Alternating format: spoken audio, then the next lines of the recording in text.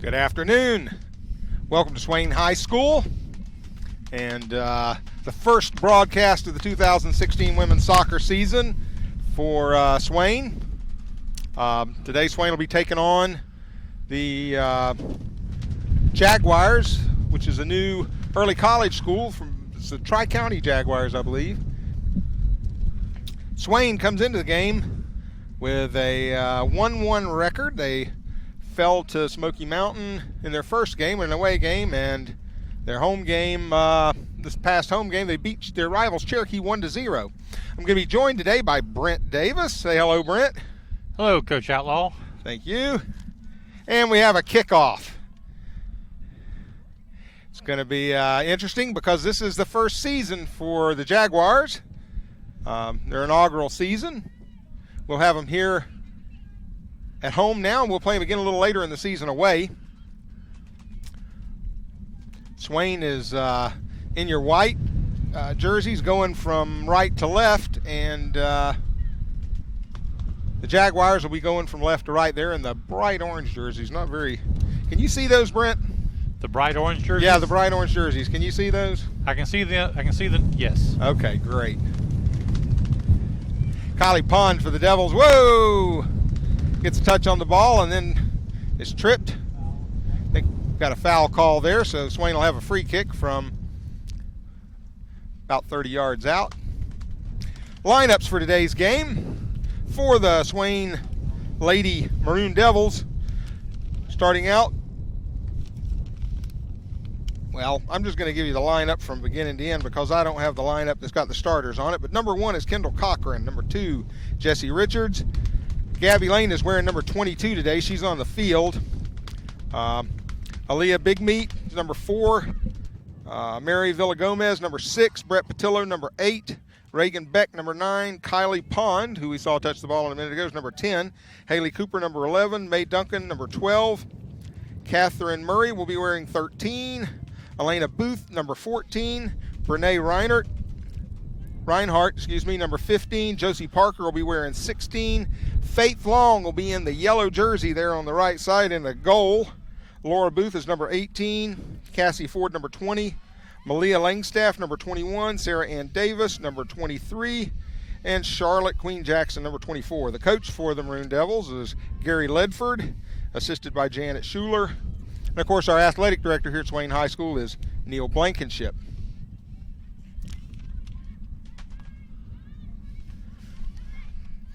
Lineup for the Jaguars.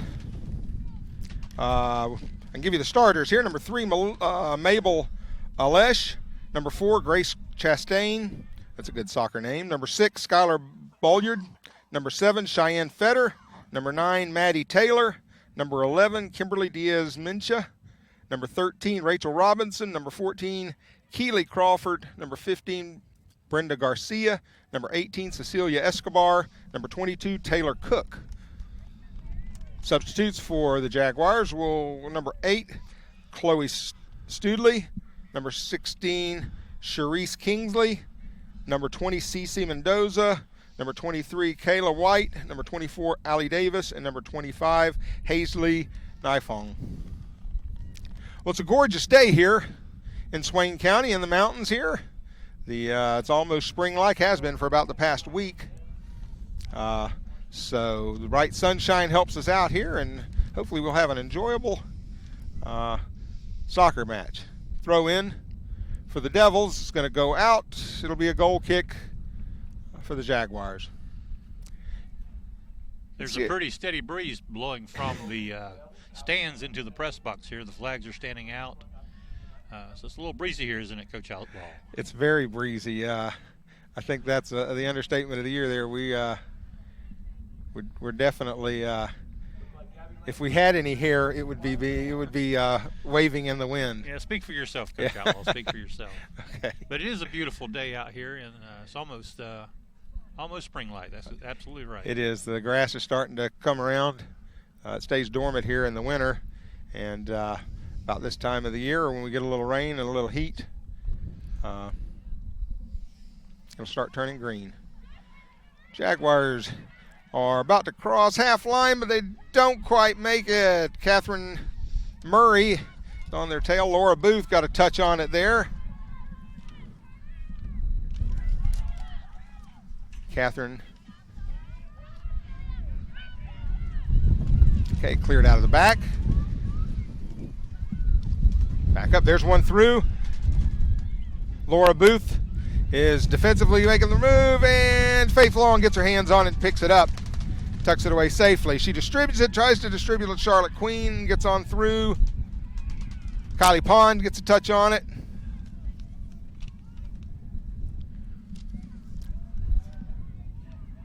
That was really the Jaguars' first attack on goal, but they really came on strong that time, didn't they? That's what shows you what a little through ball through the middle there can do, especially if you get caught a little asleep defensively. That can happen sometimes when you're just on the attack for a long period of time. We're over 5 minutes into the game, and that's the first time they really crossed center line. Absolutely.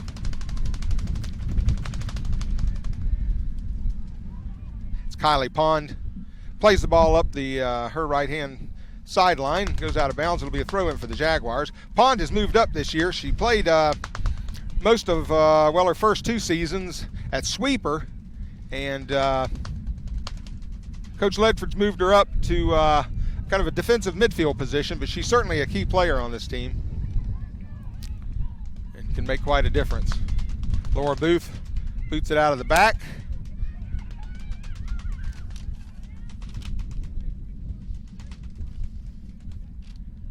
Josie Parker she's gonna give way to Haley Cooper to throw it in.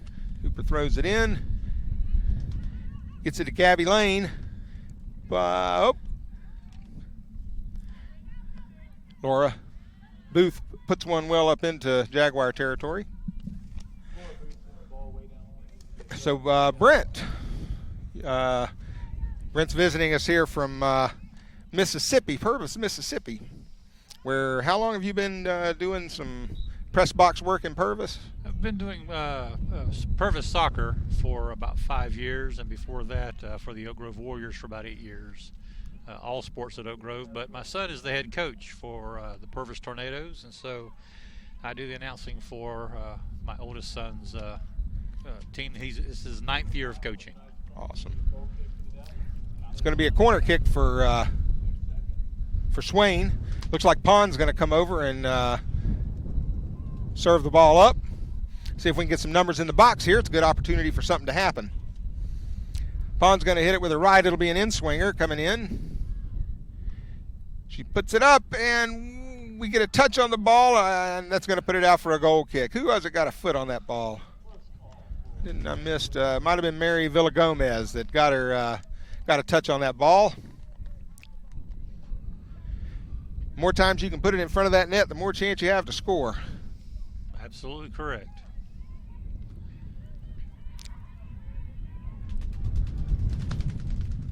Kendall Cochran was wide open in the middle of the front of the goal right then, kind of begging for the ball. It would have been a nice opportunity to get one to her. Laura Booth is going to throw the ball in. She's got a nice long throw.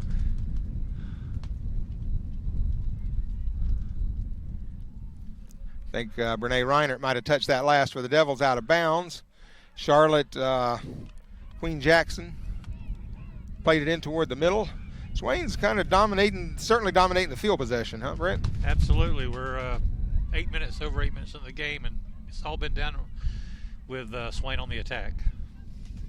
Except for that one quick goal kick, attack on goal a minute ago. That's a coach's nightmare, too, to control a game and then give up something like that and wind up having to pick the ball out of the net. Yep. Josie Parker is going to play it in. She's going to find Kendall Cochran in the middle. I think that was the last off of a Jaguar, so we'll have a throw in. Haley Cooper's going to throw it in. Josie Parker got a kind of kicked it up over her head and heading in the right direction. Josie Parker. Ooh, nice move there by a Jaguar attacker, but quickly stuffed. Hear one of the coaches yelling outside, outside, and that was exactly what she did, and that usually buy you a little space, and in soccer, space means time. Parker plays the ball safely out of bounds, gives us a chance to regroup and get back. Brent, at Mississippi, girls soccer's in a different season, isn't it? They play in the fall. They play through the fall and then take the Christmas break, and then they play all the way through the end of January. Yes. Well, that's what we call our winter season here in North Carolina. We tend to have, is in the winter season, our indoor sports, wrestling and basketball.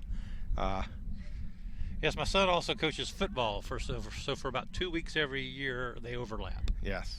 And I'm sure that's a hassle for him trying to... He's very busy, yes. Very busy. And last year they made it all the way to the South State Championship playing football, and the head coach said, "What's this soccer thing I hear about? Why don't you? What are you talking about?" Yes. So there was a 4-week overlap last year. That'll be picked up by Faith Long. She'll looking for her options to where to distribute it. She gives it a nice punt up toward midfield. Mary Villagomez is going to get a touch on that. Gomez has it as her foot, needs to make a play. And again, Kendall Cochran, although she might have drifted off sides a little bit there had she gotten the pass in that case, but she was up there certainly all by herself. There we go. That's a nice play to the outside to space. Josie Parker's going to get a foot on it, have a chance, may play it up to Cochran. She didn't quite get on that what she wanted. I think she'd like to have another opportunity at that one. Haley Cooper there made a couple of nice tries. Didn't quite get the ball through. Kendall Cochran. Cochran touches it. She finds Josie Parker. Josie's on the outside left, and oh my goodness, we have a flag up. Offsides. And it's an offsides. Yes. You always hate it when you do everything right like that. You get out wide, you get the ball, and in the meantime, their defender may have taken a step forward and left you in an offside position, and when the ball hits your way, that dad blame referee over there throws that flag up.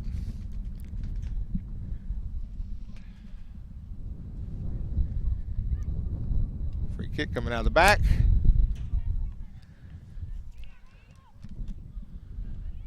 Kylie Pond's going to get a touch on it. She plays it up to Mary Villagomez.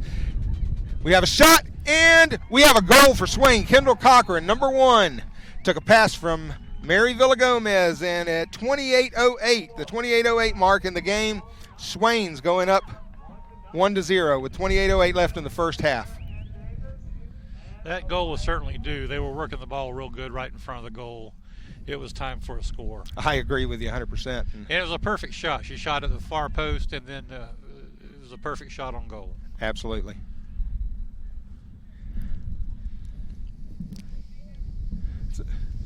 Always breathe a sigh of relief as a coach when you've been working hard and doing the right things and the ball just hadn't found the net, and then when it finally finds the net, it gives you that kind of warm feeling. Jaguars will have the first touch on the ball here, and Kendall Cochran just came up and picked their pocket and took it back Swain's way again. Jaguars with putting a couple of good passes together there. Broken up by Kylie Pond. Kendall Cochran's going to have the ball at her feet and couldn't quite elude the Jaguar defense there. Played out of the back by the Jaguar keeper.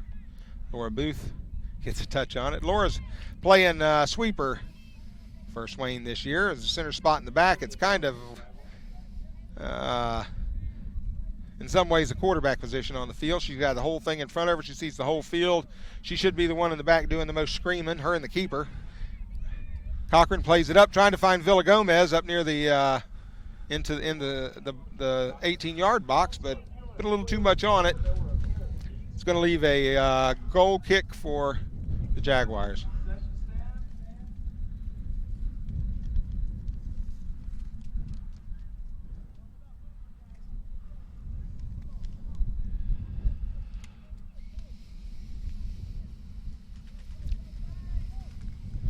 Ball's played out of the back.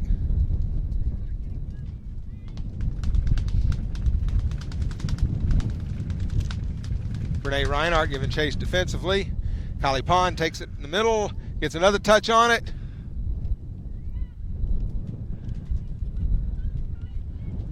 Leah Bigmeat defending. Pond gets a touch, plays it up hard. Take a couple of bounces. Looks like Sometimes with the long hair, it's kind of hard to get. I think that was Brene Reinhardt. Aaliyah Big Meat is into the game now. She's putting a little pressure on the ball there. Finds finally to Kendall Cochran. And the Jaguar keeper scoops it up safely to distribute it out.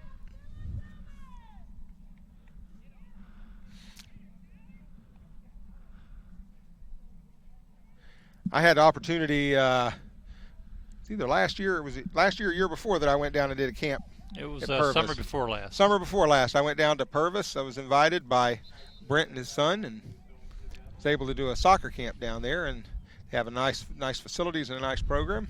The players are still talking about it. Want to know when Coach Outlaw will come back and do another camp for them. They really enjoyed it. It was hot. Yes, you go out there at 10 o'clock in the morning and sweat dripping off of you. It was hot. Yeah. Be a throw in here for Swain. We got some subs coming in and out.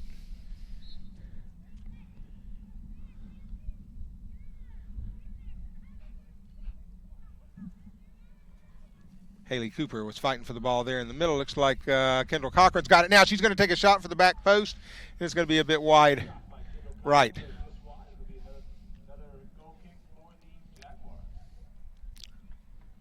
See if we can pick out some. Looks like Jessie Richards might be in the game now. Of course, Leah Big Meat, we've mentioned her name. She's come into the game.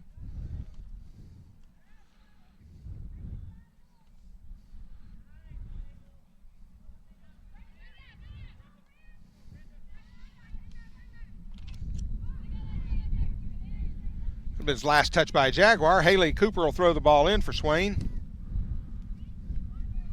Cooper's surveying her options, finds Kylie Pond in the middle one. That's always a good one to target.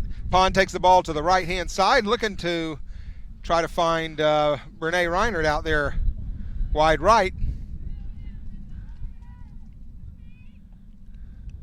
It's so difficult for these players to use the space effectively. I mean, I guess that's one of the biggest challenges that coaches have, probably not just at the high school level, but probably even up at the higher levels.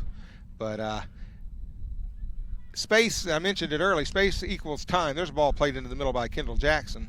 Space for you equals time, so if you're that wide player, the closer you can get, if it's moving your way or you look like the ball might be coming your way, the closer you can get to that touch line or that out of bounds line on your side, that gives you more space to work with. It also drags, if a defender goes with you, drags that defender out there and just opens up space in the middle for your midfielders to work. Haley Cooper lets it go by. Laura Booth puts it right back in the soup. Jessie Richards trying to get a foot on the ball.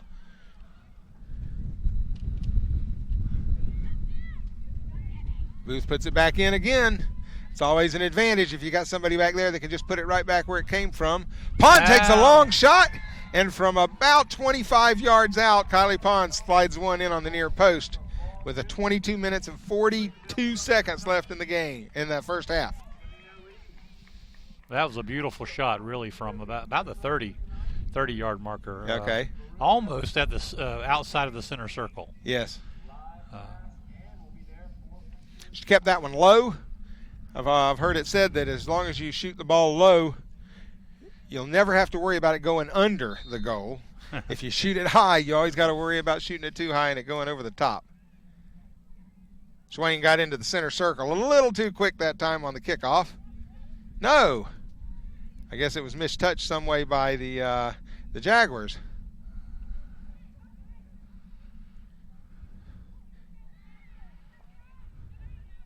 I've heard it said, Brent, that 2-0 lead is the most dangerous lead in soccer.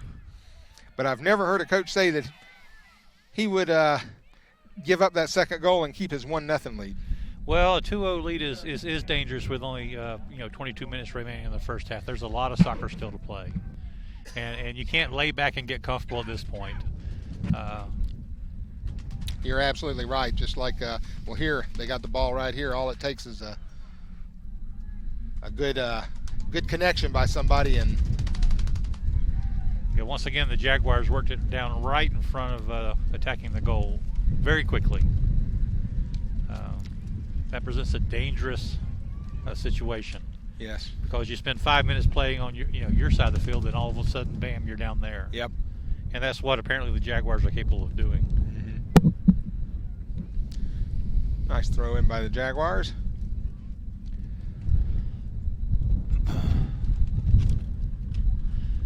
I think a 2-0 lead at this point of the game also motivates the other side, because we've got to do something or this is going to get out of hand. Yes. So it appears like Swain has stepped it up. I mean, the Jaguars have stepped it up a notch. Yes.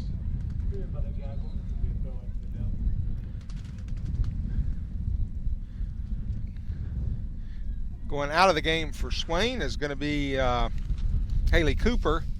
And coming in for Swain will be, it looks like, Reagan Beck. It's going to be a throw-in for the Jaguars. I had the distinct honor of coaching this team for their first 2 years of existence. This is their third year, Swain having a varsity women's or girls soccer program. So I'm real familiar with the ones that have been around, or the one that I've coached. But it's sure nice to see some young new faces and some numbers out here. And you coached the boys team how long? Coached the boys team for, I think it was about 8 years. And how many years before that down in the Tampa, Florida area? In Tampa, I coached high school for 8 years. Then I'd coached club for many years before that. So you've been coaching 20-something years. Yes. Ever since that first fateful day that I signed my 4-year-old up and said, I'd be willing to help if some coach needs some help. Well, the rosters came out and they had my name on there as the head coach, so it kind of went from there. I know exactly how that feels. I was coaching, and then I turned around and was on the board of commissioners for Hattiesburg Youth Soccer for many years. Oh, that's a thankful job, I'm sure. Yeah. It was enjoyable. When we started playing out there in Hattiesburg, we were playing at the little municipal airport. We actually had to stop the games to let the little planes land and take off. And then when I left my tenure, we were coaching at one of the premier fields, Tatum Park, in the entire state of Mississippi. That's awesome. Yeah. 12 fields that are completely lit, 4 softball fields, and now there's 4 tennis courts out there. Mm-hmm. Well, we're under 19 minutes left in the first half here. If you're hadn't been keeping up with it, Swain's got a 2-0 lead right now. I think here's a time that you really, as a coach, can take the opportunity to start working on some things. When you have a 2-0 lead, you can really kind of demand of your athletes to try the things you've been practicing. Sometimes, in the when you go out and the adrenaline's rushing and you're trying to get ahead, it's hard to focus, and you're just playing like kind of on autopilot out there, which isn't what you should be doing. But when you get a couple of goals lead, sometimes you can really settle the kids down a little bit and really get some quality time in as far as trying to do those strategies and things. We have that would have been nice. Just a point of interest here on that throw-in. Kylie Pond whipped that ball in. I mean, like a rocket to a Kendall Jackson that appeared to be, or Kendall Cochran. I'm sorry, I may have said that wrong several times. Kendall Cochran, who appeared to be in an offside position, but on a throw-in. Directly on the throw-in, there is no offsides. Pond will be taking the corner kick here. This will be an in-swinger, which means the ball's curving kind of in toward the players. She wasn't able to get that lofted, but she's going to get a second shot at it, and may have got just a little more on it than what she wanted. The Jaguars have a little space here on the outside, but they don't have any help. Nice touch back in the middle. Jaguars have completely moved up. They have no defenders in the backside of the field except for their goalie. The Swain Devils. I'm sorry, Swain. Yes. Well, sometimes you'll see teams that leave those defenders back, and I am a proponent of doing it just the way Coach Gary Ledford's got them doing it right here, and that is move the whole team up as a unit. Yeah, and everyone's on the attack. Yes. And the ball goes over the fence, and yeah. a spectator throws it back in. Thank you. Yes. I like to, the first time I get around some kids, if I'm coaching or doing a camp or doing whatever, one of my first questions I ask is, how many defenders are here? And of course you'll see a sprinkling of hands go up. And I explain to them then rather quickly, no, that's wrong. All of you are defenders. When the other team has the ball, we're all defenders. And likewise, whenever our team has the ball, we're all attackers. Here's an opportunity for the Jaguars. But fortunately, Charlotte Queen Jackson gets that ball out of there for us.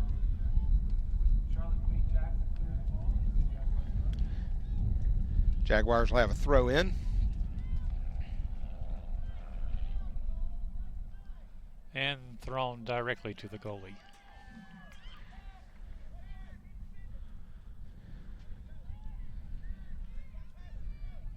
Renee Reinhardt with the ball.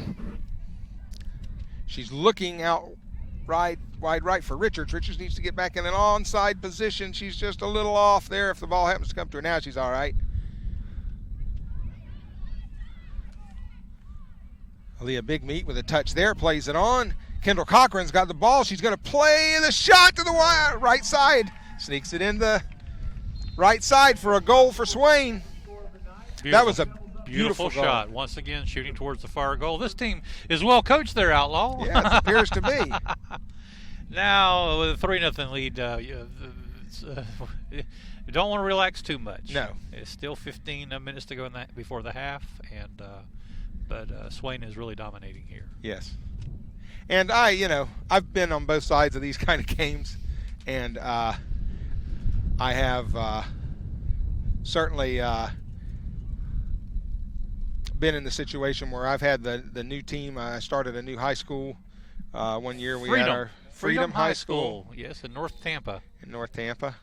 And there's always some growing pains when you do that. Share the story of when you transferred to Freedom, and a male student transferred also because he still wanted you to be his coach, and you said, "I'm sorry, but I'm coaching the girls." Yeah. True story, right? Yes, I had I had been coaching at King High School, and when I moved to Freedom, the principal called me in and asked if I wanted to go with him to the new high school, Freedom, and I said I'd love to, and he says, "Well, I'll put you down as the boys soccer coach." And I said, well, actually, I think I'd rather coach the girls. And so he signed me up as the girls coach. And that's exactly right. There was a young man that I'd coached that was going to be reassigned to Freedom. And made you feel good that he was disappointed. It made me feel good that he was disappointed that I had switched over to the girls' side. I'm kind of surprised we haven't seen some handballs called, because I keep seeing hands flying up. Yeah, I've noticed that. Right there was another one where an elbow got up there, and one down here just now. But there has not been a single handball called in this game so far. I think most coaches, if you talk to them, they'll find what you'll find is that all they want from the referee is consistency. Right. We see how he's calling that, so consistency and fairness to both sides. Right, and in fairness, none of them have been intentional reaching out to the ball. It's been more defensive or, yeah. You know what I mean? Yeah. Well, the hands are just flying up, and that's dangerous. Sooner or later, one's going to hit it, and it's going to be called. Coach Ledford has taken an opportunity here to get some players some experience. He's made some changes in the players on the field. We're having kind of with this, especially with the wind we're having and the rosters, we're having a hard time keeping up with some of the players' numbers, but we'll try to. Looks like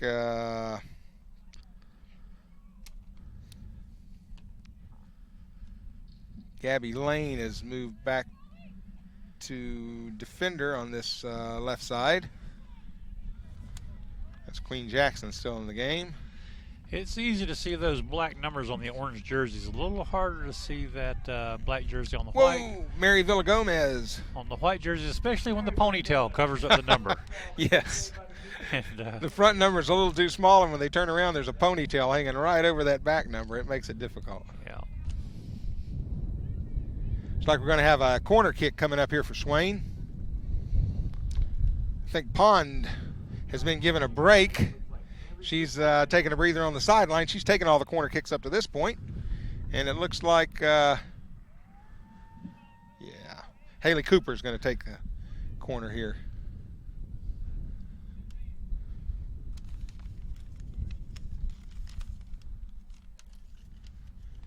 Cooper with the in-swinger. She gets the touch in, gets it back, puts another one in the box. Finally takes the shot that's a little wide to the left. She mishit that just a little bit. I'm sure she'd like to have it again. Well, Coach Alla, you want to share with them that you and I have been good friends since first high school in 9th or 10th grade, and we've known each other over 40 years. 10th grade. Yep.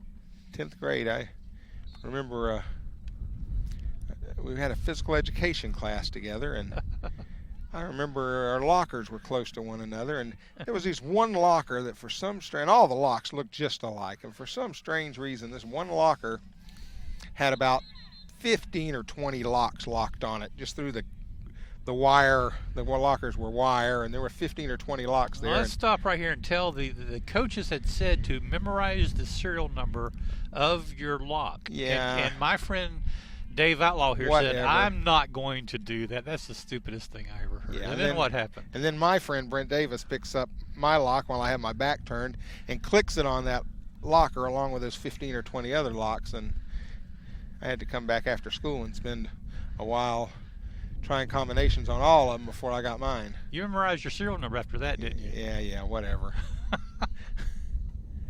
Okay, that's going to be goal kick for the Jaguars coming out of the back. And that was the beginning of a 40-year friendship. Yes.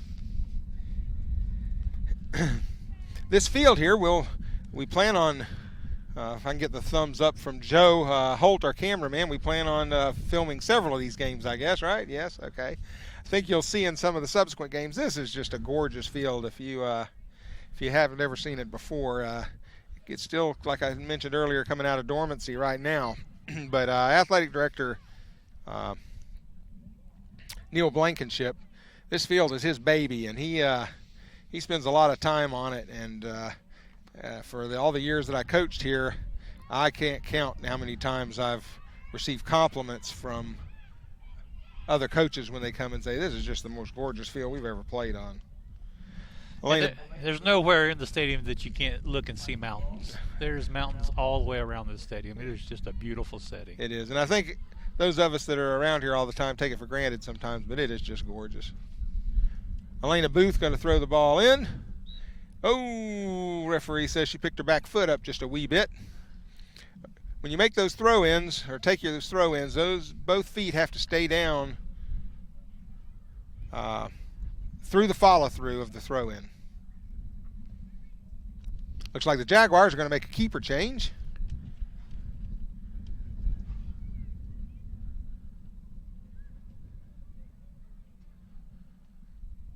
Both feet on the ground and the ball completely over the top of the head. It's supposed to come all the way over the top of the head, and both arms are supposed to come through equally on the throw, but sometimes that doesn't happen. Again, the referees call it differently, as long as they call it the same throughout the game. Well, it's something you have to practice. It doesn't come naturally. That's not a natural motion to keep both feet on the ground. Normally, the reaction is to want to lift one of them. Exactly, and I think most of right. But it's something that you do have to practice. You do. And early in the seasons, whenever you see these mistakes happen, like this. Cassie Ford gets a touch on the ball, plays it on up. It's going to be out. It's going to be a throw in for Swain. Looks like Queen Jackson's going to take the throw. Got about right at 8 minutes left in the first half. Swain again with a 3-0 lead. And to be honest, Brent, it's been all Swain. A couple of opportunities for the Jaguars, but really not a whole lot. Well, is this the Jaguars' second game also? I'm not sure about that. Yeah. Can't answer that. I know they did go to Highlands. I was talking to one of the referees before the game, and they had been to Highlands, which is not a fun place to play if you're an upstart team. Highlands usually has very good teams, and I think they were defeated pretty soundly there. Well, this is what I'm getting at. This is their second game ever. Ever. Yeah. So there's going to be some growing pains. There's going to be some learning curves, and that's certainly understandable. But you've got to load the bus. You've got to put on the jerseys, and you've got to play the games to get that experience. Absolutely. You just got to make it a goal to get better every time you go out there. Looks like Cassie Ford working that ball up the right-hand side. Last touch by a Jaguar. It'll be a throw in by Laura Booth. Laura whips it down the field. Touched by Villa Gomez, but then, nope, here Laura Booth again with a touch on it. She's going to make it to Reagan Beck. And then Haley Cooper, who's back in the game, gets a touch. Queen Jackson.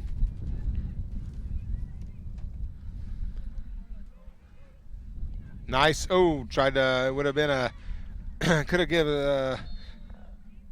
been some nice space there for the Jaguars if she had gotten that throw or that pass downfield past the leg of Charlotte Queen Jackson. What was the whistle for there? Did she lift a foot? Nope, she did not. She threw the ball in very quickly, but the referee wanted to take the opportunity to make the substitutions. Make substitutions, exactly. And that's what's going to happen here. Swain's going to get to play everybody. Yeah. And that's good. That's a good chance for everybody to get some playing time. Yeah. Gain experience. That's the main thing you want. And, you just can't duplicate game experience in practice. Yep.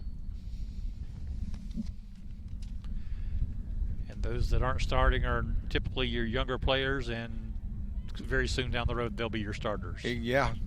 You're going to need them in a year or two or three. Yep. And the more experience they've got under their belt, the better off you're going to be. It's going to be another. No, I thought it was going to be a throw-in for Swain. But and another situation that may happen here with 5:08 left to go in the first half. We just saw, 5 subs come in? Yes. And we may see the Jaguars make a move here because now the starters are still in and they're playing the subs. Yes. So and that with a 3-0 lead, you can do that. Yeah. You can't risk it with a 1-0 lead. You've got to keep your best people in there. Yeah. And so it's all good for good for a game. Yes. Played out by Jaguar defender. Be a throw in for Swain, trying to figure out who's going to go take it. Kylie Pond back in the game. She says, "I'll do it."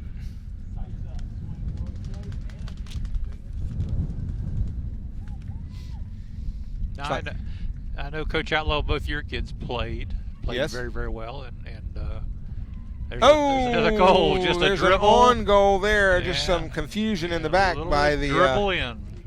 Confusion by the Jaguar defense, and it's been credited to Mary Villa Gomez. And with 4:07 left, we're now at 4-0. 4-0. 4:07 in the first half. I was going to share that my daughter was a 3-year starter, and of course she was playing for my oldest son, Coach Davis. So I bet that you never coached other than in rec. You never coached your kids, did you? No. Interestingly enough, though, I coached against them in high school games. Many games. Yeah.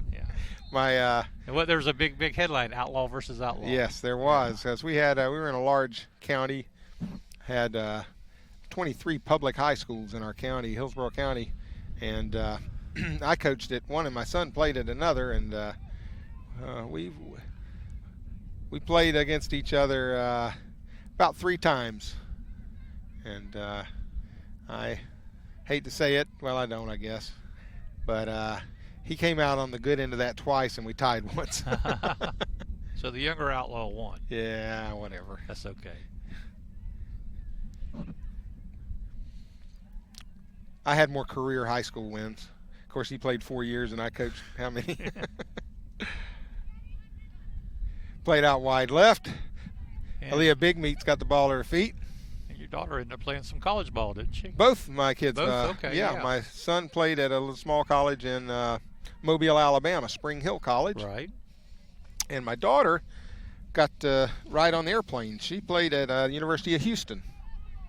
Conference USA. Conference USA at the time. They've changed since. And she was fortunate enough to be able to start as a freshman even. And I was fortunate enough to be able to go and see some of her games. Fantastic. Yes. Looks like an opportunity here for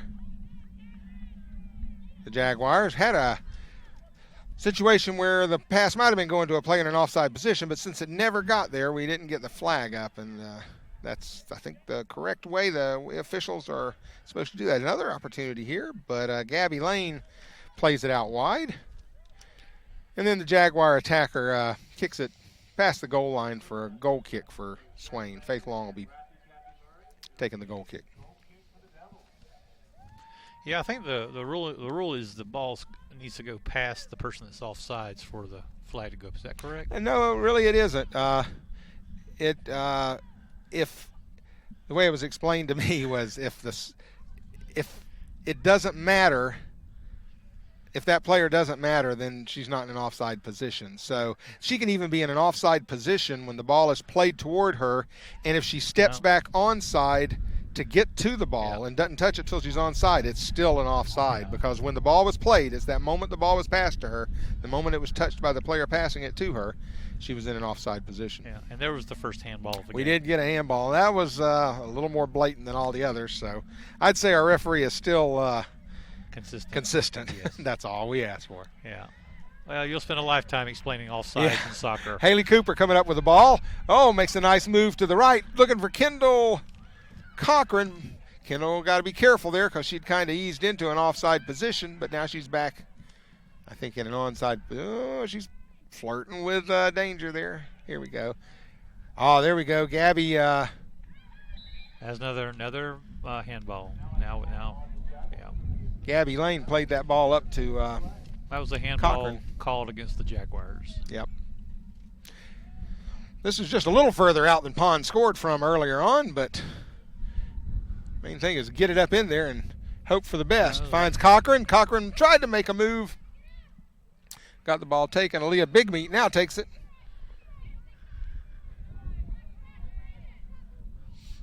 Aaliyah's brother Russell played for me on the boys team a few years ago, and he was quite the whoa, there's a nice long shot. And that's a goal. Yeah.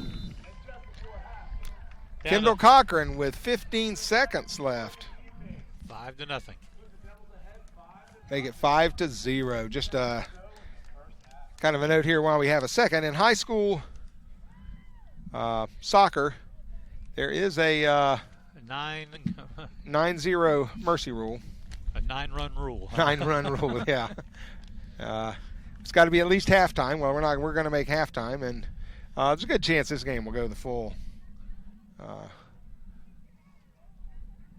or close to it. We're just a little over halfway to 9, but the kids, to be honest, they like to play.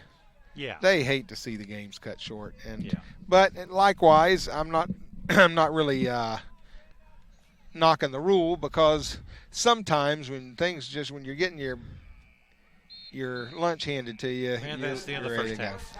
That's the end of the first half here. Appreciate you joining us here for the first half. We'll be back for the second half. Again, it's 5-0, Swain.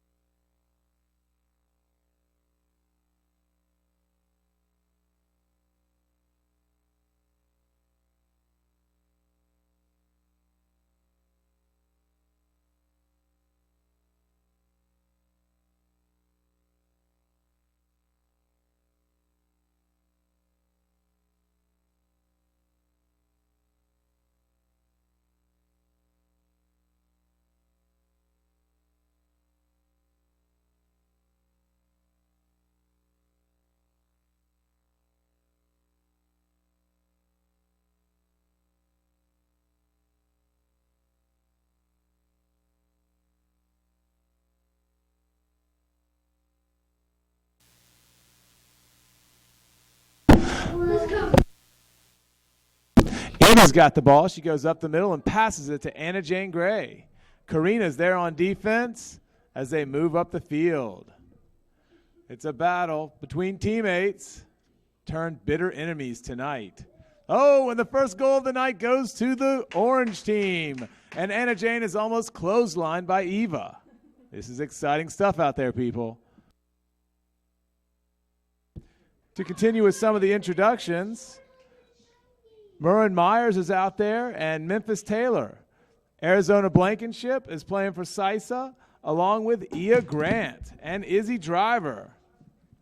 Eliana Dimonet's out there and Anna Gray.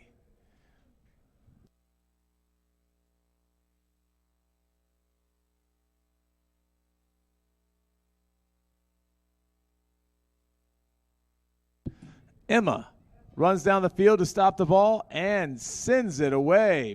And Anna is there to stop her. She centers it to Eva, who crosses it to Kylie Simons. Kaylee Simons. Kaylee with a shot. Oh, just a little high. Broken up by Maya Burrows-Kerr. The WNC United coach, Kyle Henry, just sent that ball in to Anna Jane where she would take her goal kick.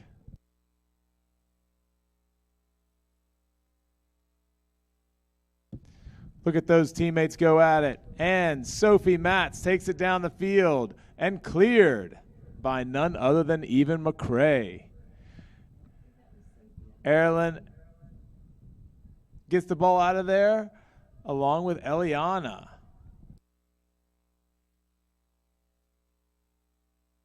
I'm being corrected by my wife. That was not. It was JC.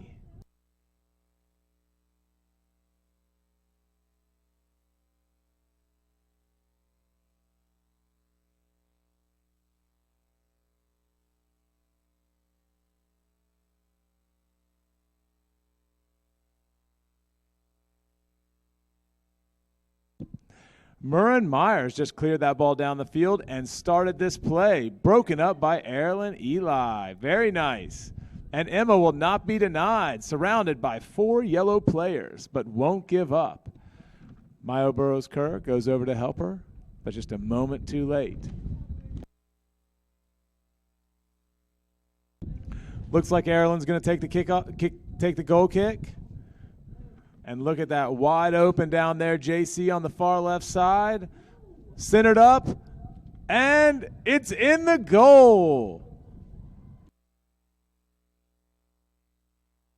I believe that was Myos Burrows-Kerr who sent that in. I kind of messed that name up. She's got laser accuracy.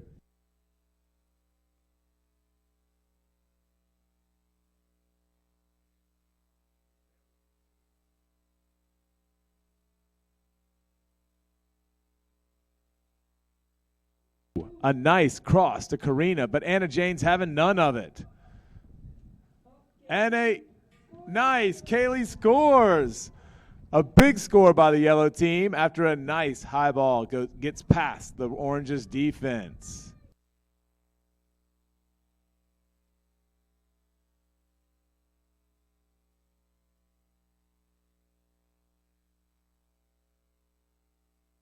Emma's going to take the kickoff, and Anna Jane's calling for it.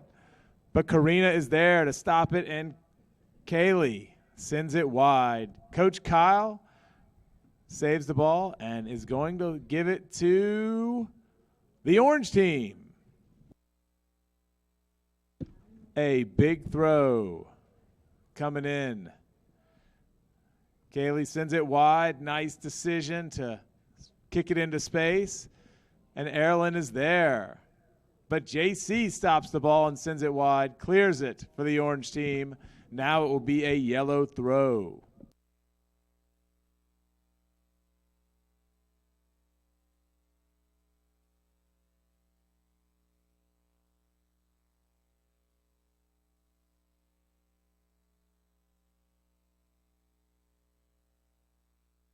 Karina moves down the field nicely, but it's cleared by Murren. Oh, look at Eva. She's got lots of open space, cuts it inside, a nice move, and a big kick.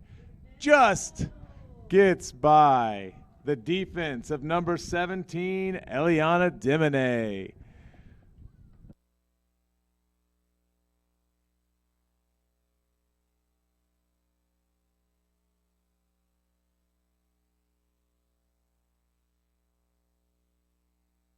Eliana's trying to decide. Yes, she kicks the ball right to her teammate. Nice pass. Kaylee takes it.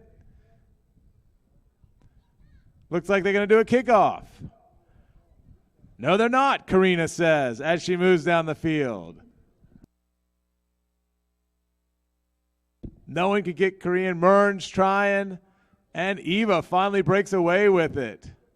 And another big kick. These long shots. Oh, that one does not pay off for Orange. Looks like Erilyn's going to take another one. She's sizing up who she wants to kick it to. And she picks Kaylee. But Milesboro Kerr is there. Will she get the shot off? Yes, she does. I believe her second score of the night.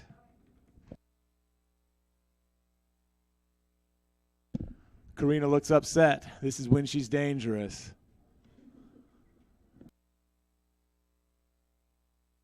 She passes the ball to her teammate, Kaylee. Gets wide, and nice pass. Will they get there in time? That is a oh, wait, she did get there. The speed of these girls is off the charts. Anna Jane is having none of that. She comes away with the ball, and she can't be stopped. Wait, she decided to stop.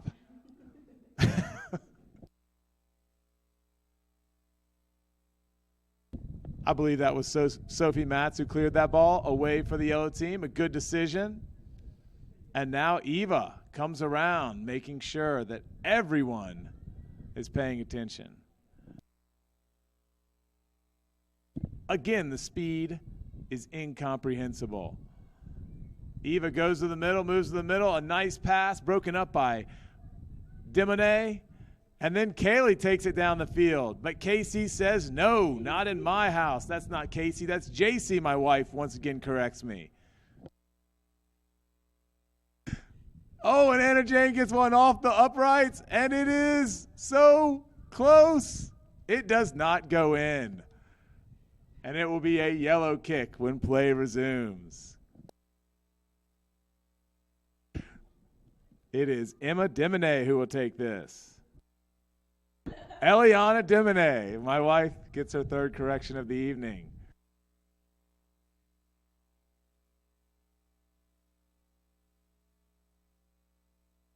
Maya's got the ball, being defended by Kaylee. And Sophie moves down the field with a beautiful pass to Erilyn. And now Emma's moving the ball with Erilyn in defense. Sophie defends the ball, gets it out of bounds, which means it'll be a throw-in for yellow. With under 5 minutes in the half, these girls are getting tired, but you won't see them slow down. Look at that. Look at Eva fly down the field.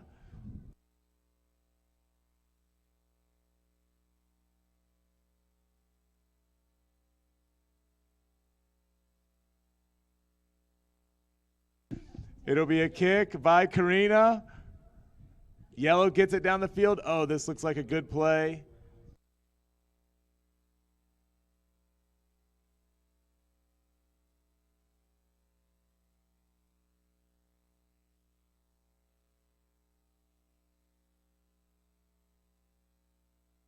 Sophie gets the ball and she moves down the field.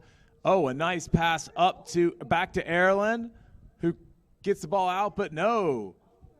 Maya has stopped it. There we go. Oh, once again, this ball is moving back and forth quicker than I can tell. This is Emma. Emma's moving down the field, faking out Kaylee, but Kaylee's there in the end, and Sophie won't let it get past her. Murren comes out of nowhere, and JC with the big defensive stand. Karina gets it past her, but Anna Jane is there to pick up the trash. She moves down the field with a beautiful pass straight to the feet of Eva McCrae, who goes down the field. She's got a long, hard shot. If she takes it, and it's just wide. And some questionable play by Eliana Demone, but not stopping for anything. We're going to keep going with just under 3 minutes to play. Eliana kicks the ball off, and it's stopped by Eva. Will they get there in time? Emma with the shot and a goal. Beautiful. Under pressure, not a problem for Emma.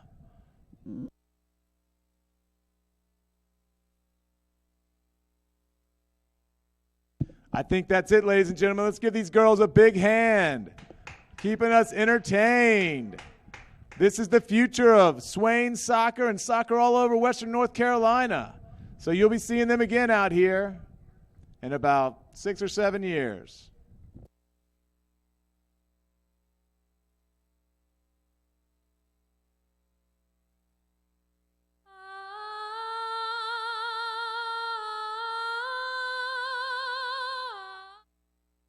I'm Rachel Kolosky. I'm the Director of Chorus and Theater at Swain High School. The 2016 performance that Swain High School is doing this year is The Little Mermaid. It's the first Disney one that we've done in a couple of years. We've got a great cast. I really tried to pick the show based on the cast that I had available. So it's really been a team effort, and I'm really excited for you guys to come see it.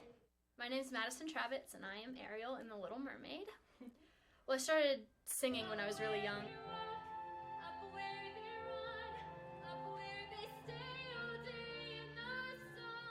And so I kind of got into theater and really enjoyed acting, and so it was just kind of one of my first loves. So I'm Catherine Brown, and I'm obviously playing Ursula. This has always been kind of my dream role. Every theater kid has their top 3, and Ursula was always on the top of my list.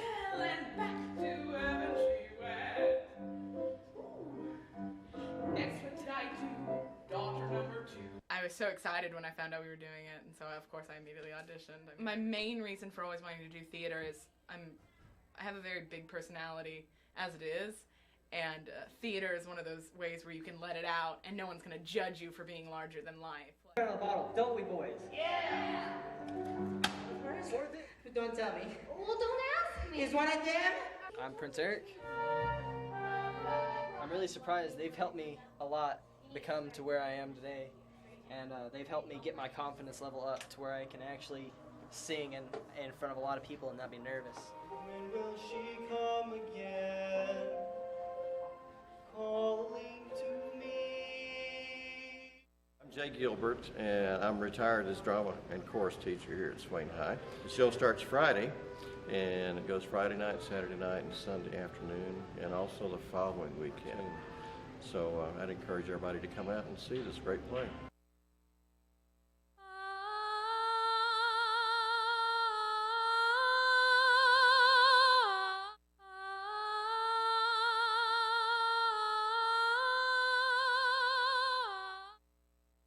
I'm Rachel Kolosky. I'm the Director of Chorus and Theater at Swain High School. The 2016 performance that Swain High School is doing this year is The Little Mermaid. It's the first Disney one that we've done in a couple of years. We've got a great cast. I really tried to pick the show based on the cast that I had available. So it's really been a team effort, and I'm really excited for you guys to come see it. my name is Madison Travitz, and I am Ariel in The Little Mermaid.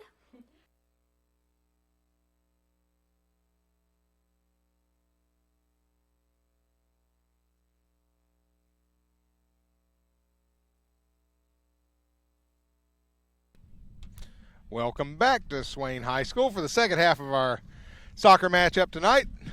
Swain's got a 5-0 lead. Start the second half. We've switched sides. The Jaguars will be going from right to left in their bright orange, and the Maroon Devils with their white jerseys will be going from left to right. If you ever had any question as to why we wear white at home, it's because we're told to. That's a North Carolina High School Athletic Association rule that dictates that you have white tops and white socks on when you're at home. It's the same way in Mississippi with the MSHAA. Yes. rule that white jerseys at home.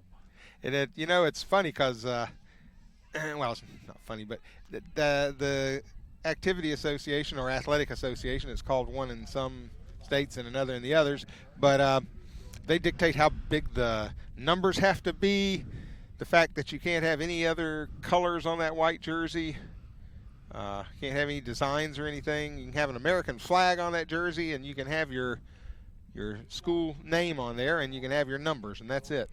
Whoever the manufacturer can have a small logo, but all that's changed in the last years. Last 10 years, there's been a lot of changes. Kylie Pond takes the ball out of the back for Swain. Looks like she's dropped back maybe to the sweeper position. I don't know. We'll see. We'll have to watch how play goes here. There's a ball played forward, I think. Nope, we're fine shape. Kendall Cochran is going to take the ball, take the shot, and have the score. That gives her 3 goals on the night. If we were at a hockey match, people would be throwing hats onto the ice. Fortunately, we're not. I don't know if you happened to see, the pass was made, and it's kind of a good teaching place for offsides here. Mary Villagomez was just in an offside position there, and I looked at the linesman running up the side, the assistant referee, and he's watching, and he had that flag cocked ready to throw it up, but the ball did not go to Mary Villagomez. Instead, it went to Kendall Cochran, so he did not throw the flag up because Kendall Cochran was in an onside position when the pass was made. So that puts it as a 6-0 lead with 38 minutes and 14 seconds to go in the game. Before halftime, we were talking about the kids really want to play. Absolutely.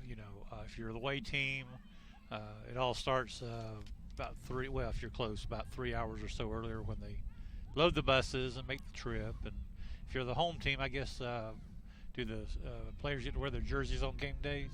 It depends. Sometimes teams either dress up, or at Swain at least, they'll either dress up, or some days they'll wear their jerseys and they'll wear them to school and then on the trip. So it's a big deal. It's you don't just come out here and play. It's a big build-up. The coach's job is to motivate the team and get them all on the same page, and that's been happening all day. And yes, but I think I have a feeling we're going to, if the 9-0 rule is called, we're going to see it today. Yeah, it stands a good chance. Because we're at 6-0 here with 37 minutes left to play in the game. Yep. Faith Long distributes the ball out to the left. Looking for Gabby Lane out there. Jaguars guilty of a handball. Devils will have the kick.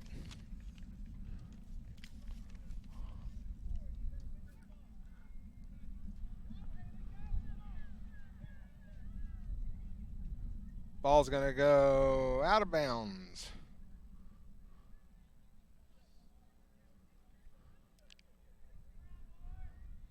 Throw in by the Jaguars, quickly won by Swain. They're bantering back and forth with it. Still up for grabs. Gabby Lane goes. She says she wants it.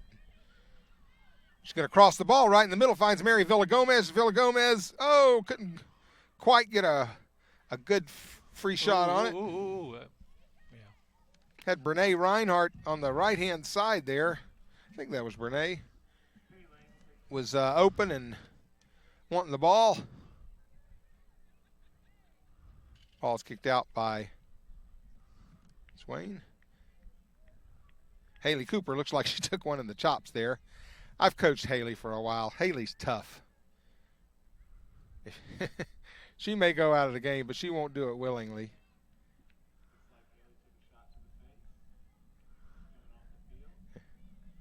Anytime the referee sees blood, he's going to make them leave. Haley's the kind, she'll hide it. And, oops. Haley was issued a card there. Not exactly sure what went on, but I have a feeling we'll see Haley again. She'll get taped up a little bit and be back in there. Well, I saw somebody down on the ground, and I thought it was an orange jersey that went down. So it might have been a little little mix-up there.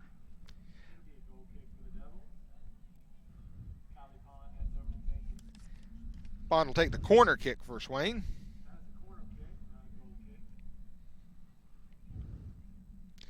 Pond will swing it in here. We got some numbers in the box. She plays it short to Kendall Cochran. Kendall plays it back. Pond eludes one player. Trying to find Cochran, it looked like again. Gabby Lane got a swipe at the ball. Renee Reinert has it at her feet, dancing around a little bit and just quite couldn't get it right where she wanted to pull the trigger and have a shot.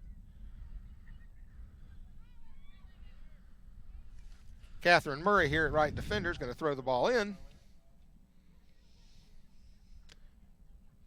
Brent and I have been fighting the sun a little bit here, pulling our hat down to the very edge. It's about to go over the edge of the mountain there, and we'll be able to see the game. Yeah, settled. We've been using the force so far. Yeah.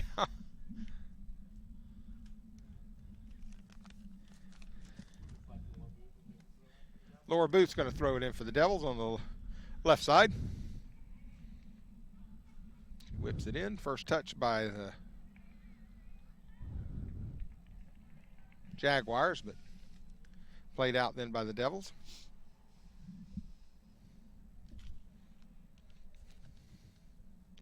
Josie Parker's back in this half in defense, or maybe midfield.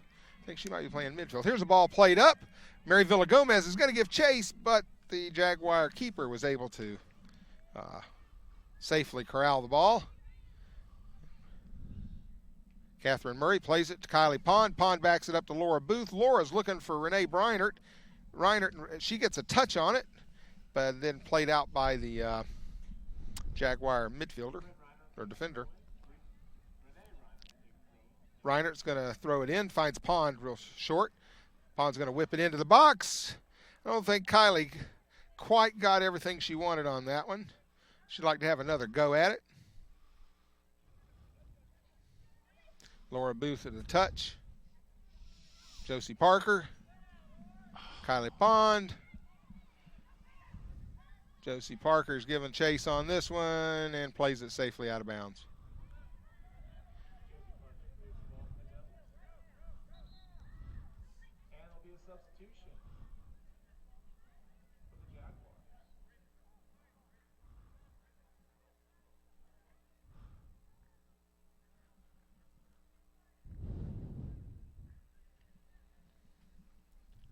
I think we're about ready to get going here again.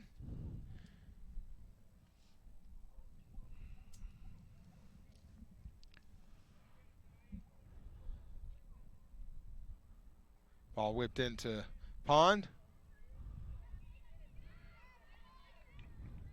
Renee Reinert. Renee got quite a bit of playing time last year as a freshman. A lot of gained experience.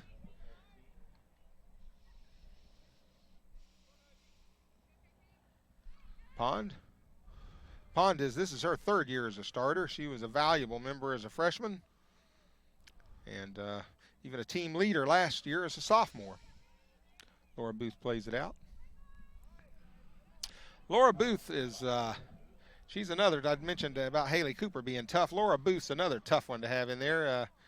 She plays a little roller derby in her non-soccer time, and if you ever watched any roller derby, Brent, those girls look a little tough.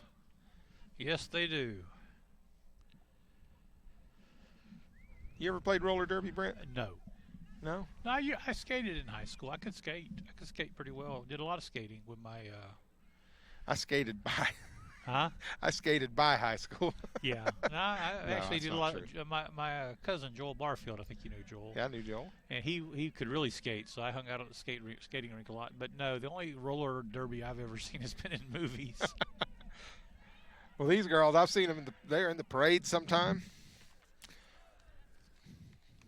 Ball played out of bounds. Jesse Richards had a chance to try to get on the end of that ball and couldn't quite get there. Never watched a live boxing match in my life. If it weren't for Rocky, I would know nothing about boxing. The movies help us a lot. Yeah. It's really two things I never wanted to be was a boxer or in the rodeo. I didn't want anything to do with the rodeos. That really looked dumb to climb on a cow and try to ride it. Had a header in. Oh! Brene Reinert hit that ball just a little wide left.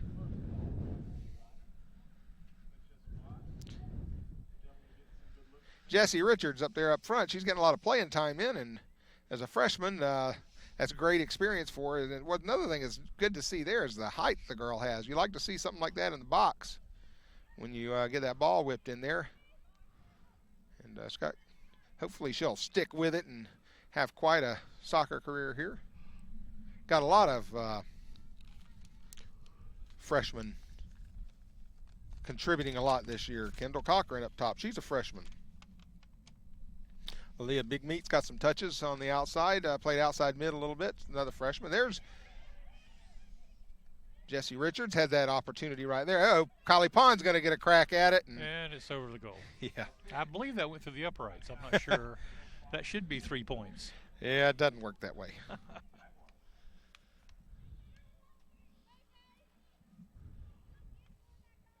Looking at the roster, there's 4 freshmen on the team. Sarah Ann Davis is the other one I hadn't mentioned. It's always good for the future. You got to have them. Need to roll them through. Some of the bigger programs have junior varsity teams, and that's just the berries. If you have enough players and you have some competition to play against, that really gives those players an opportunity to gain some experience. Most games in Mississippi are a JV game first and then the varsity game afterwards. That's the best situation. Now the JV games are only 20 minutes a half. Yeah. And Kylie Pond to whip this one in. Trying to find it. It's going to come back to her. She's going to get another chance to put it in the box. Place it out wide. Kendall Cochran. Kendall Cochran takes the shot, and I believe that's 4 goals on the night for Kendall Cochran. 27:57 left in the game. I don't know why the clock has stopped. I believe that makes it 7-0. Makes it 7-0, but I don't know why. In high school, the clock stops after a score. Oh, okay. Okay. Or in North Carolina. Well, we run the clock as a courtesy in Purvis. The official time is kept on the field by the referee. And that's not uncommon at all. Yeah. So we do not do clock stoppages. Here I've seen the referees, they really want it to be kept in the press box. I have seen them sometimes if having trouble doing it the right way. They would say, no, I'm keeping the time here now, and notify both the coaches. But for the most part, you'll see the time being kept in the press box.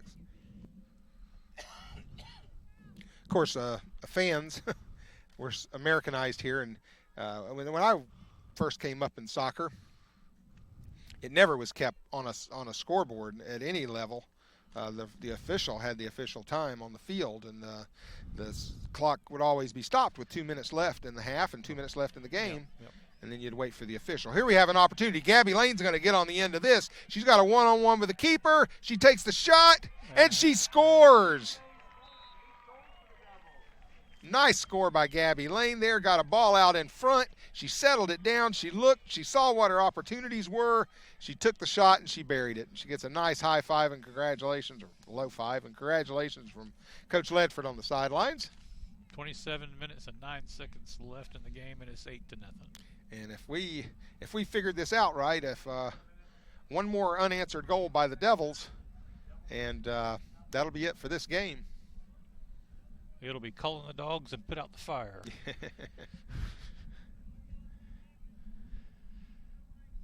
Looks like Swain's going to make a wholesale change here, get some numbers in. Willa Gomez going out, Jessie Richards going out, Josie Parker going out, got some coming in, Cassie Ford's coming in. Aaliyah Big Meat's back in the game. I can't keep up with it. Elena Booth.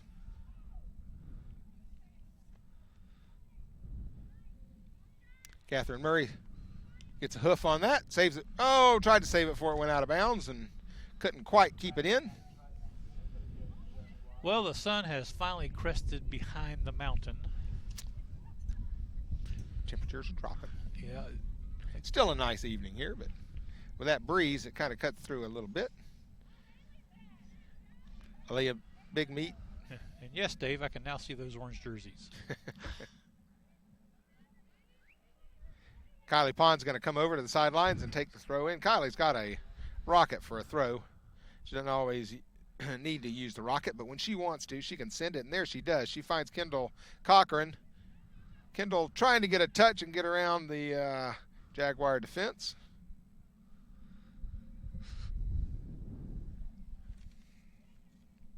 Haley Cooper going to throw it in now. She finds it in the middle, finds Cochran. Cochran tries to lift one and just lifts it a little too high over the top.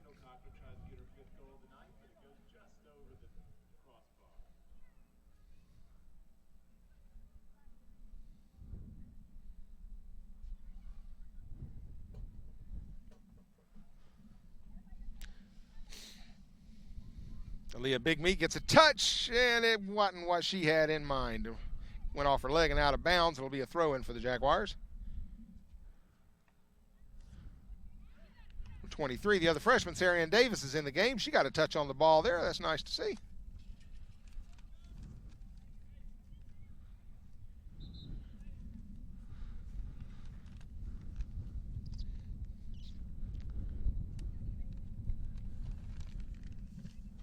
Jaguars are making a substitution. Yep. I know, and when I was on that the bad end of one of these kind of games, I treated it just like I was on the up end and tried to make sure I got the players. When you're just out of it, you still try to make sure that as many players as possible gain some experience. Absolutely. And these, you know what it is, these kids, they all go to practice every day. They all run the conditioning work. Yep. They all have to listen to the coach go on and on about stuff. They all give their time out there. So when you get an opportunity to give them that chance, to gain some experience, I think it's very important to do that. Davis plays the ball up, finds Haley Cooper. Haley fighting for it. I told you Haley would be back in there. She's the one that took one in the chops a little early and got a yellow card somehow for her efforts. Got a foul here. See the referee? He's got his hand up in the air. That means this is going to be an indirect kick. That means that it cannot go straight in the goal without touching a player somewhere. Nope, I take that back. He dropped his hand, so it is a direct kick. Never mind. He was just indicating the direction. So she can send this straight for the goal.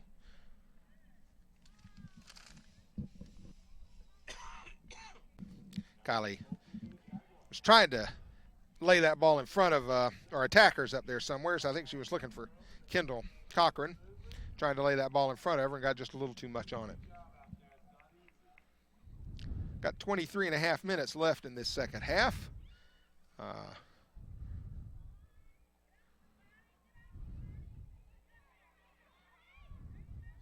Cochran takes the ball. She keeps it in bounds, playing and tiptoeing on the right-hand side or left-hand side. Plays the ball across through Haley Cooper's ankles.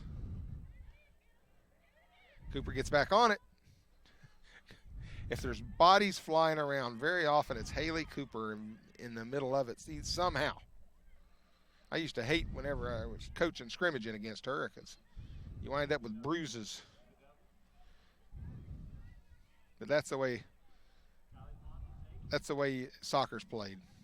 That ball skated, she did a good job keeping that ball in. And, of course, in soccer, the entire ball has to go over the entire line for it to be out. If it's rolling on the white line, it's still in. Absolutely.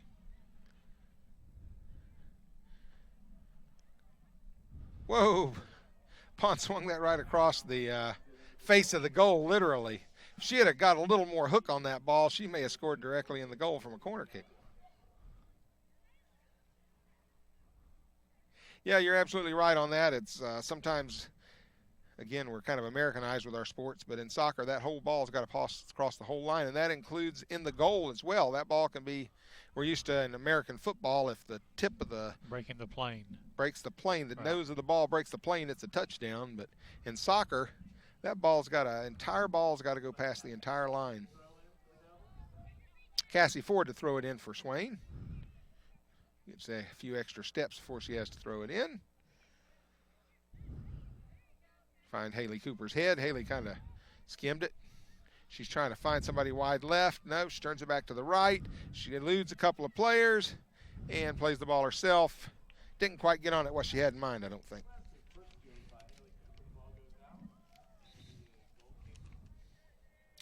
Jesse Richards coming back in the game. And Kendall Cochran.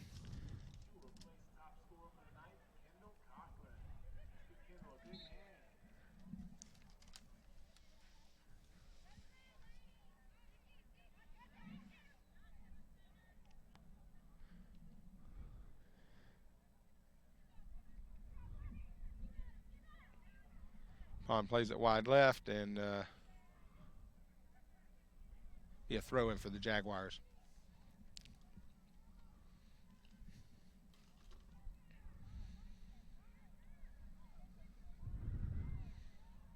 Pond's going to get her foot on the ball. She plays it up for Jesse Richards. Jesse not quite able to get to that. I think we might have had a handball call there. Here's a good opportunity. We get a little width here. Everybody's going. Leah Big Meat's getting wide right. That's good. Got Haley Cooper open there. Pond takes a ball through and just can't quite get it through the defense. She gets another touch on it, takes the shot, but scooped up by the Jaguar goalkeeper.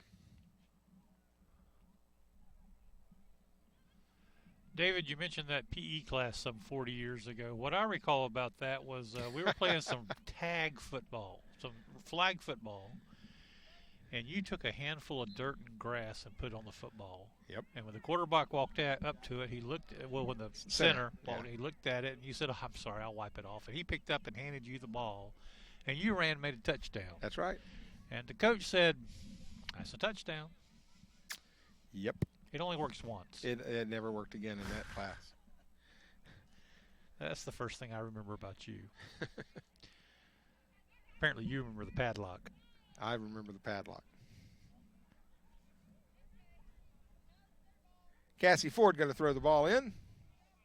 Nope. Yep. Referees are trying to figure out, yeah, Cassie Ford's going to throw the ball in. She's looking at her options. Trying to find Haley Cooper there. Leah Big Meat's going to get on the end of this. Hopefully, is she going to be able to get a cross off? No, it's going to be kicked out of bounds by the Jaguars. Another throw in. You'll get Kylie Pond in here. Well, yeah, Kylie Pond will get here, and she's going to try to find somebody on in there. Got Brene Reiner. Oops. Uh-oh. Looks like we had a handball in the box. Yep. You know, we've been talking all game about throwing those hands up. You just can't do that. Nope. Because eventually that's what's going to happen. Now you have a handball in the box, so it's a direct kick. It's going to be a one-on-one situation. Yep. Free penalty kick. Here we get to see the little arc at the top of the 18-yard box. It's the only time in the game that the arc is used. That little arc that I've painted so many times when I had to paint the fields. But all the players have to stay outside of the penalty box, which is the big box, the 18-yard box. They have to stay outside of that as well as outside of that D arc that's drawn there. That arc is drawn at 30 feet. Yeah, this shot right here. Oh, this is classy now. Jesse Richards is going to get a chance to take this kick. She does, and she hits it wide left.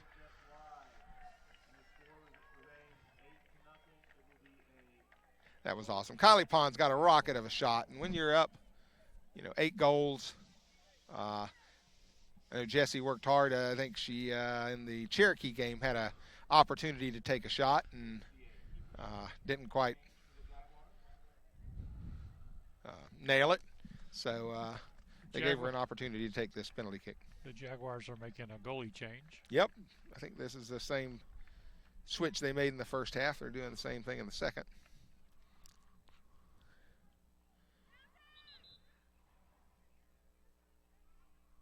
Don't quite understand why the referee stopped that unless she double kicked it. She may have hit it twice with her foot.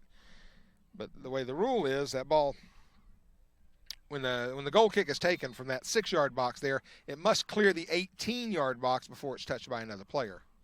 And that part hadn't been breached. The only thing I can think of there is that the goalie may have double kicked it. I believe it was a double kick. Yeah. We have a one-on-one coming up here now. Got their opportunity. She takes the shot, and she hits it. The Jaguars score.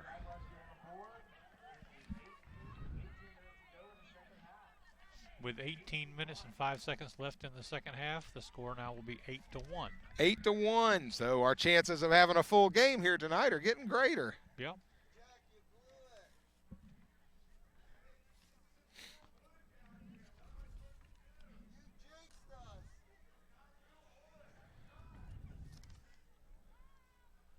Well, playing the shutout is nice, but it's also nice for the other team to put a point on the board. That means a lot to a team that's down, 8-0 with the game almost to end. And I'd like to throw a shout out here. Past couple of years, I was coaching the girls. I was joined by Michelle Lopez, and I just, through the wonders of technology, received a text from her. She lives in the Washington, D.C. area, and she's watching the game. So I'd like to say hello, Michelle, and hello to Kenny. Glad you're watching.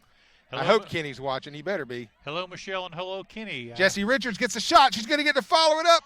Oh, she hits the first one right at the keeper, and the second one goes left. What a great opportunity. And the great thing about that, as long as she keeps working hard and keeps getting up there, those are going to come. They'll fall. I had the pleasure of traveling on a game last year with the Maroon Devils and Coach Outlaw, and Kenny and Michelle were there. Yeah, Michelle had been with the girls quite a while before they became a varsity team. They were a club team, and she'd coached them for several years there, as well as the local club team that kind of supported our teams as far as helping them have opportunities to play outside of the high school environment, and that was the Flames. Michelle was a big part of coaching the Flames. Yeah, a big mention to Kenny there. From that game, became Facebook friends with both of them. Kenny, jog with your wife. If she wants to go jogging, please. Just go with her. Okay? Don't let her jog by herself. Yeah, come on. Put on your big boy pants and go. Put the chocolate cake down now. Right. Step away from it.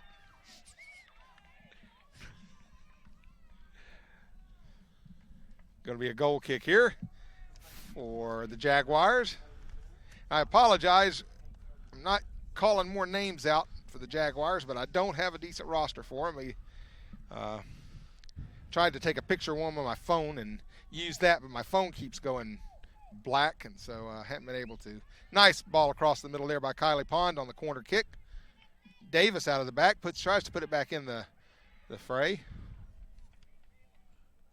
Reagan Beck chased it out of bounds there for Swain, and she's going to throw it in, and she does. Jessie Richards putting the pressure on. Jessie Richards is going to wind up with the ball. She may have another shot here. Nope, didn't quite get a foot on it. Haley Cooper. Everybody's in there hungry, wanting to get a goal. Aaliyah Bigmeat could see it in her eyes. Catherine Murray. It's going to be a throw-in for the Jaguars, and we have a Jaguar player down.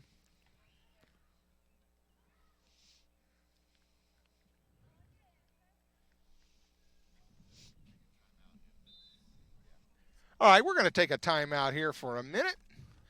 Again, the score 8-1, the Devils, 15:08 remaining. We'll be back with you in a second.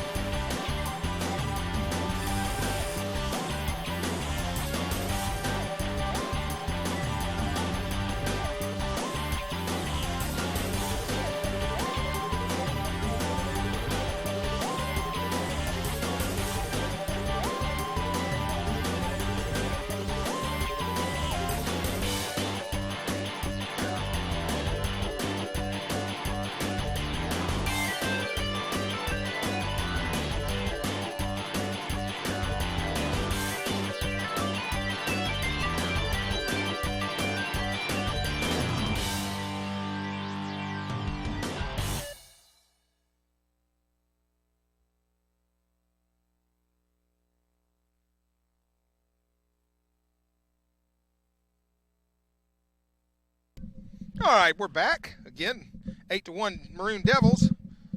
Cassie Ford's going to throw the ball in to resume play. She does, kind of hits Haley Cooper. Kylie Pond Trying to hook that ball a little more, I think, upfield on that one and mishit it just a little bit. Reagan Beck to grab the ball and throw it in here.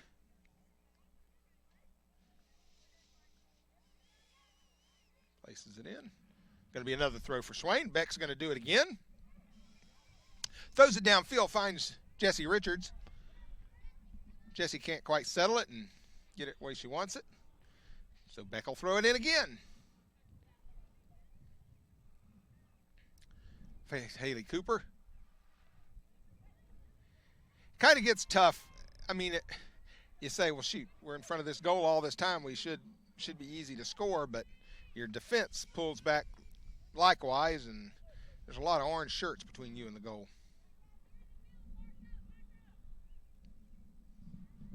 Just over 14 minutes left in the game. Mentioning that game last year, that was we traveled to Tallulah Gorge, wasn't it? Yeah, I'm sure. Seems like I went to Tallulah Gorge a lot. Tallulah Falls School. Yeah, Tallulah Falls. It was always interesting playing at Tallulah Falls School, and always is, because so many names you can't pronounce. They came here and played the boys this year, and I did the game. I tried to pronounce them, but holy mackerel. They have an international slate of players there. It's a private school in Tallulah, Georgia, Tallulah Falls, Georgia.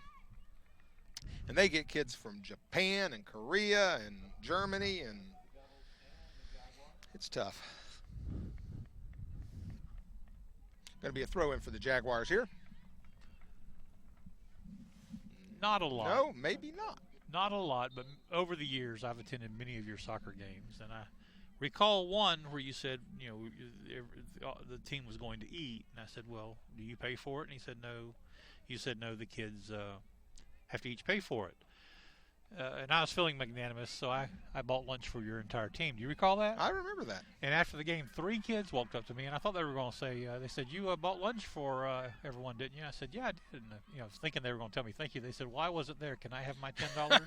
3 kids asked me for $10 each, and I didn't know what to do, so I gave it to them. Oh. I won't do that again. What you might not know is that 2 of them were actually there. That's probably true. Oh, it's going to be a goal kick for Swain. Faith Long going to,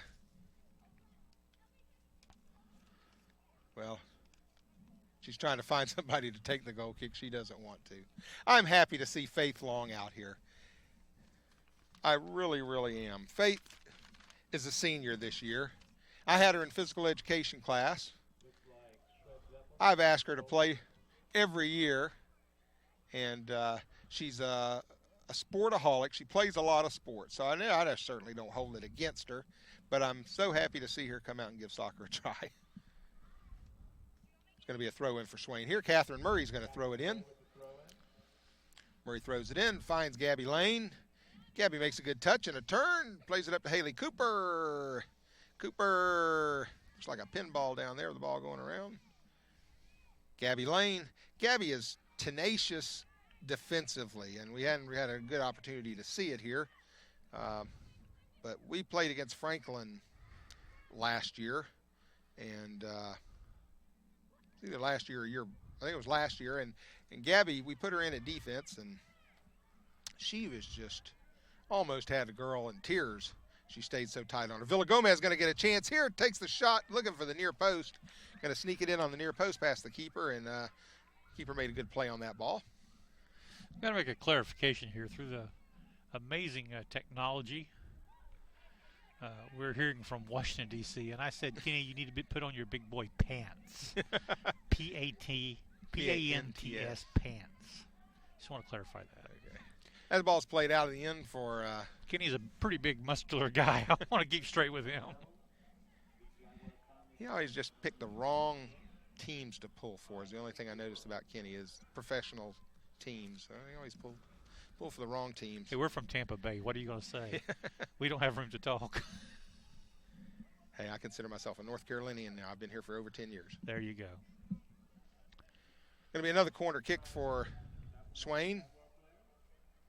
Haley Cooper taking it. Yeah, but we attended a lot of Tampa Bay Buccaneer games back when they started for 2 or 3 years solid. Remember? Oh, Your yeah. dad had season tickets, and They were horrible. nobody wanted to go, so I got to go all the time. Cooper puts the ball right in the middle. That'll be another corner kick. Let's see what Haley can do with it now. Haley Cooper now gets to try her third corner kick. Hat trick corner kick. I'm not sure that's a bona fide soccer term.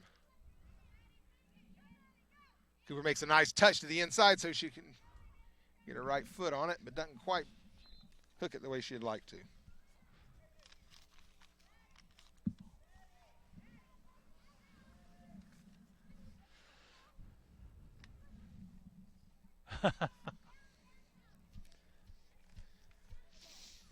Well, we have to take care of our fan.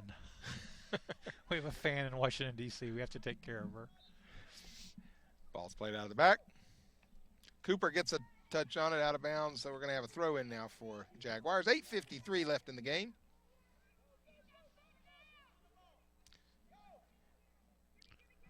This is our first game that we've played since the time change, and we got a little more daylight in the evenings. Richards going to get another chance at it. And Jessie Richards is going to get the goal. She's had a lot of good hard tries and a lot of effort toward it, and she's finally rewarded with that goal. It's going to make it 9-1 Swain. I'm thinking at some points the lights are going to have to come on. Well, that's where I was getting to with my the fact that this is our first game after the time change. After the time change, yeah. And I don't know if we were sitting, waiting, thinking that maybe we were going to mercy rule them, but it looks like we're going to try to last it out without the lights is what it looks like.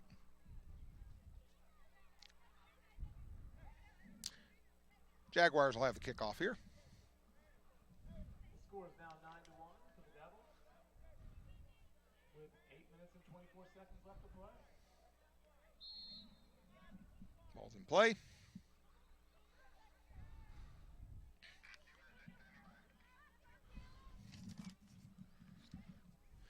Haley Cooper, nice touch.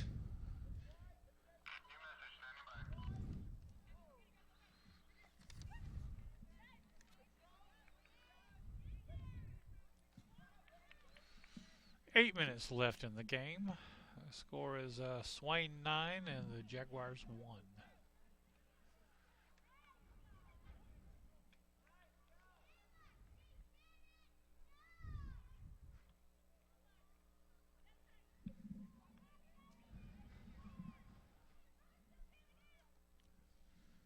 Going to be goal kick.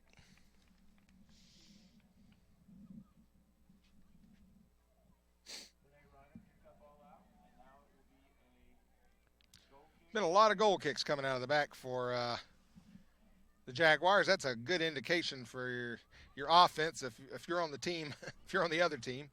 You've put a lot of balls past the end line. Villagomez has the ball. She's playing it up. We got a flag up. Cochran was just a little bit offsides there, right on the edge. That was a beautiful idea, beautiful pass. The vision was great. Villagomez saw it, laid it in there. We just did a little bit of an offside position. A lot of goal kicks means a lot of attacks on goal. Yes, it does. And the more attacks on goal that you make, the better your chances are of being ahead 9-1.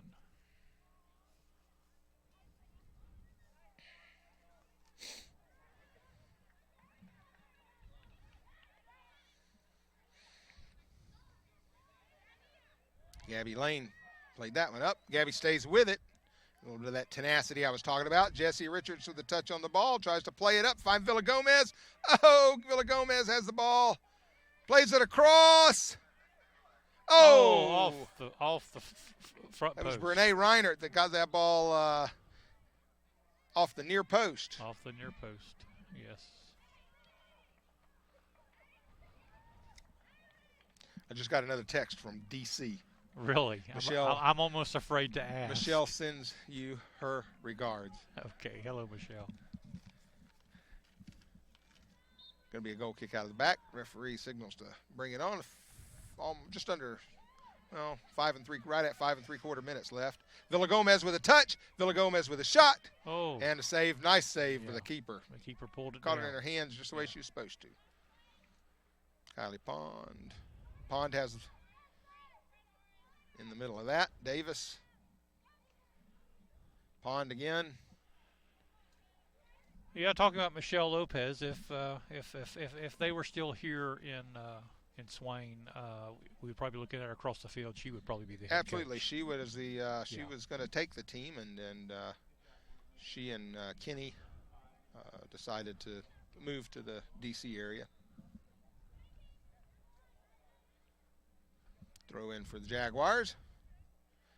Pond plays it out of bounds. Another throw in for the Jaguars.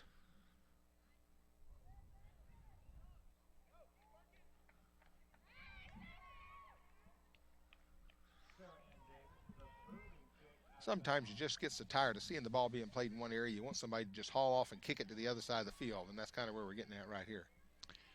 We have definitely played on the Swain side this whole game. Yeah. Here we go. Oh, Josie Parker, it looks like.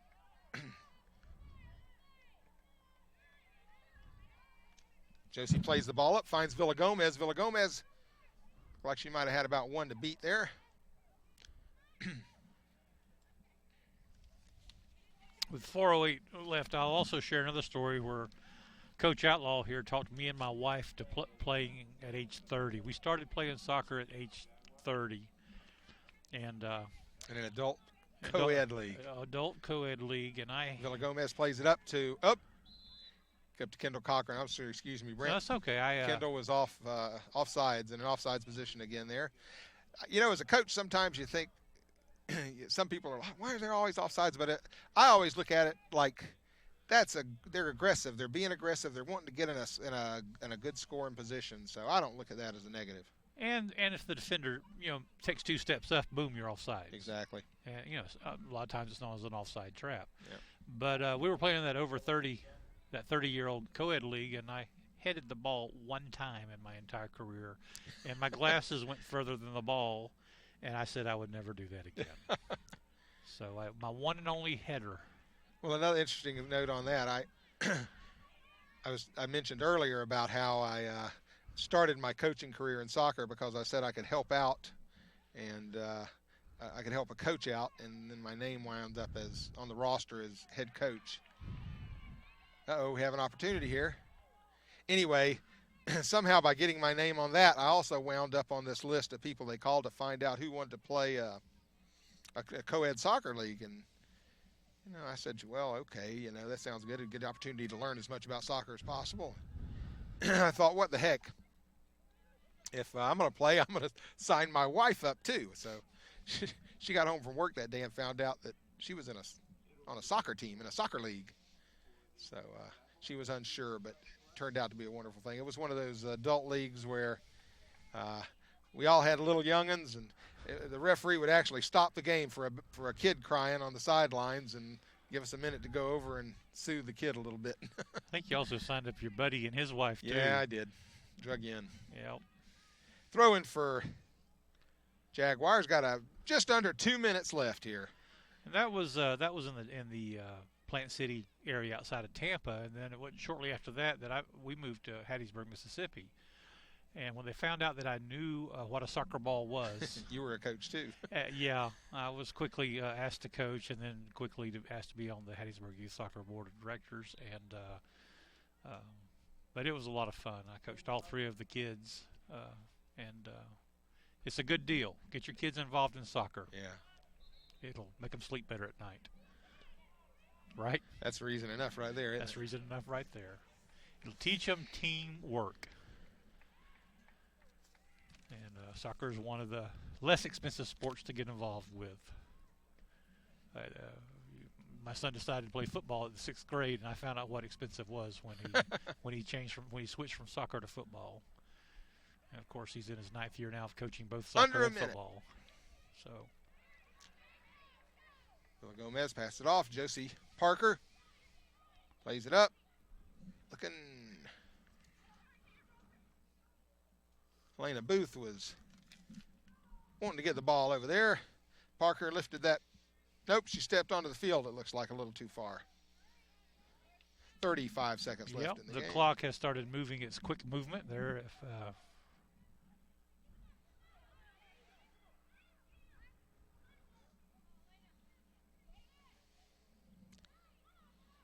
Elena Booth just went past her. Played up, found Villagomez. Villagomez touches. Leah Bigmeat had that chance. No, that was Laura Booth with the shot there, and just keeper got her hands on it and just set it out. That's going to run out the clock here. And that's going to be the game. Again, we want to thank you here. Say good night, Brent. Good night, Brent. The final score, Swain County 9, the Jaguars 1. Thank you for the honor and privilege of announcing with You're very my welcome. friend We Coach enjoyed Dave it. Outlaw. We hope you out there, any of you that watch it, enjoy it too, and hope you'll join us again.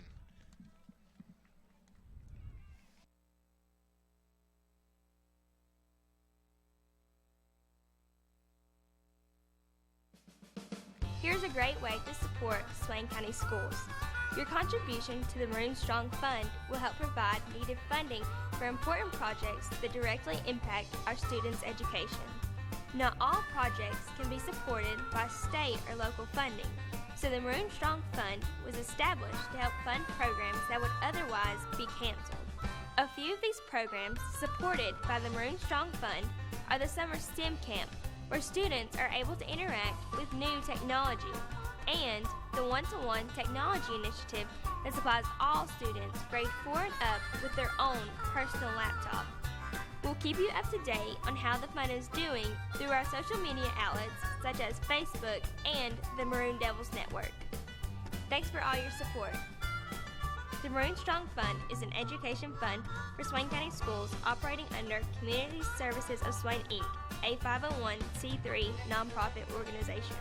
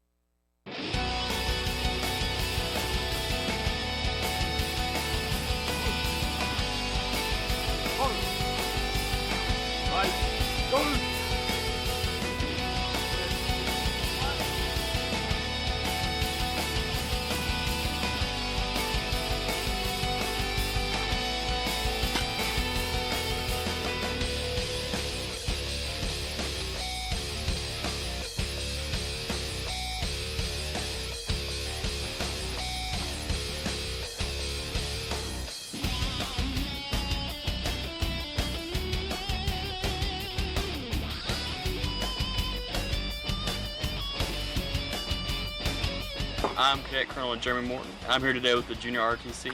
We've been going around to grave sites putting flags on veterans' graves.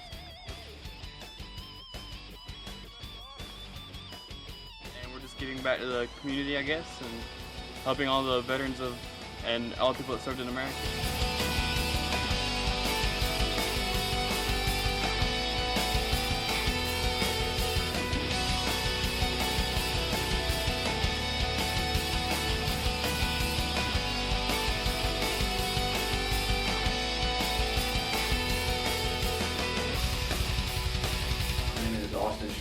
I'm a cadet captain. I've been in JROTC for 4 semesters, and my favorite part of it is all the responsibilities that we get to assume and all of the community service that we do.